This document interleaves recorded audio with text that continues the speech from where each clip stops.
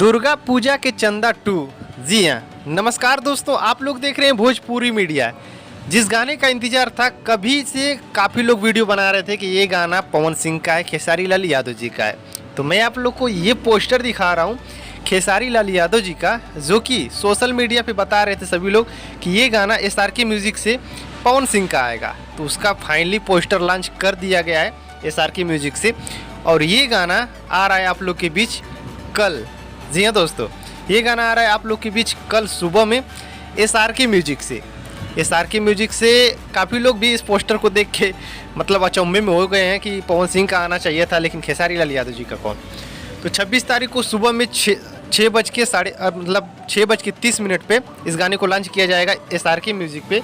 और इस गाने को लिखे हैं आज़ाद सिंह। जी हाँ, आज़ाद सिंह इस गाने को लिखे हैं। काफ़ी हिट गाने दिए हैं खेसारी लाल यादव जी को, और ये गाना आप लोग के बीच आ रहा है। तो आप लोग तैयार रहिएगा, जितने भी खेसारी लाल यादव जी के फैंस हैं, तो प्लीज़ इस वीडियो को शेयर कीजिएगा और लाइक कीजिएगा और चैनल को सब्सक्राइब जरूर कीजिए।